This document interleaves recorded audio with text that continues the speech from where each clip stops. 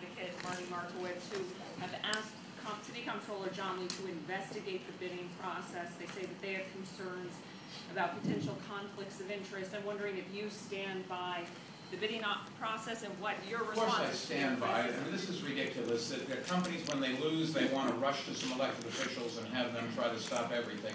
We're just not going to stop this. This is the process was fair to everyone. It was open. We used the best consultants we could find. We had community input. We had industry input. I don't think I've ever seen a process that has been run as well, and David Yaski deserves the credit and his staff for doing exactly this.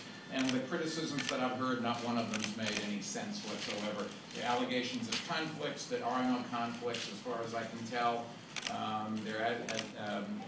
This was the right process. So, yeah, let me see. Yes, sir. Can you give us an estimate of the total cost of purchasing the cabs for the fleet? For what is the cab cost? Yeah, over the life of the contract, it will be about $1 billion in sales. Yes, sir. Yeah. To Mr. Tavares. Sure. I think you alluded that the taxi will be built in Cuernavaca. Why not in New York to create jobs? Let me talk about where these taxis are going to be built at. If you take a look, Ford Motor Company was going to build their taxi in Turkey. There are no taxis that are on the road today here that were built in the United States as far as I know.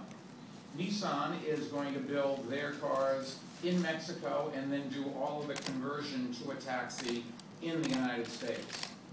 Carzine took 1.5 years to explain to us why the right place to build the taxi was in Turkey. And a month ago came up with a proposal, which was innovative, I will say, to build them in Brooklyn. Unfortunately, since our time schedule calls for these taxis to be on the road in a couple of years, I think it shows you the difficulty for overseas companies to really understand how New York works and how you do things in New York. I can just tell you, I do not think between now and 2 years from now we could go and site a new school, much less a big industrial plant. It is a very difficult thing to go and to open a plant, get through all the approval processes, find sites, community boards, environmental impact statements.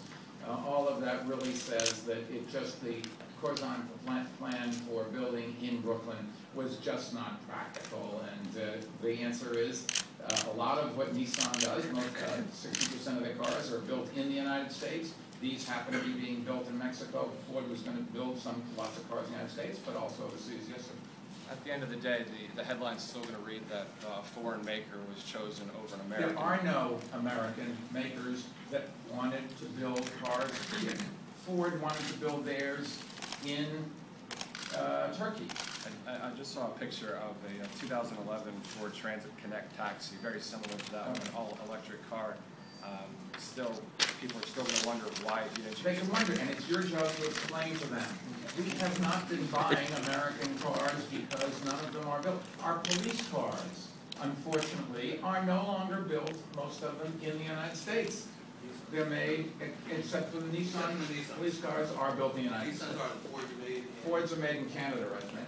And just a follow-up question, there's a video on the New York Post about people that aren't getting a ride to Brooklyn or a ride to the outer boroughs. They're pretty upset about some of the cabbies that are in. We're trying to do something about this. Keep in mind, one of the nice things about this cab is it's going to have a GPS in there, so if the cab driver says, I don't know where to go, just hit a button and say, here, there's a map. So we're trying to address those problems. Other questions on taxis? Yes. Have you personally ridden in this taxi? I have not. None of these have been built yet. Oh, okay. That's a minor problem. Yes, miss. Will there be a time that they'll be tested on the road for a while before they're actually, out there for 12 hours? Well, Nissan's been making a lot of cars. We are going to have these 6 cars to test right away. But one of the things that is very important, we're talking about a major form of transportation for 600,000 people a day. Reliability and the company's ability to understand the crash testing processes in the United States, to make it a safe car, to provide service, to understand the quality of the roads here. Those were really one of the major things, safety and reliability.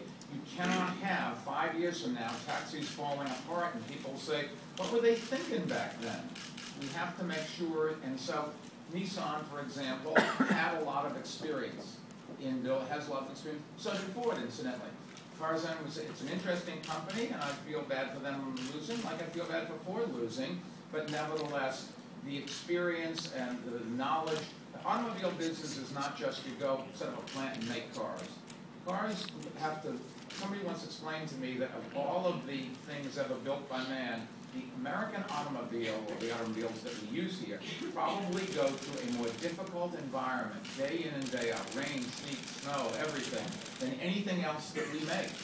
And the reliability of these cars is really impressive, and we ought to make sure it continues. Yes, Can you talk about the conversion of that will take place in the U.S., where, and how many jobs, and what does that entail? Yes, the conversion, meaning the partition, the taxi-specific equipment, the roof light, that will be done in the New York area. We're working with Nissan on exactly where. Any estimate on how many jobs that could be? We can get that to you. Yes, sir. Just two quick questions. How much will each cab cost, and will the city release the evaluations and the rankings of the competition? I'm sorry, on the cost, the sticker price is about $29,000 for the first model year.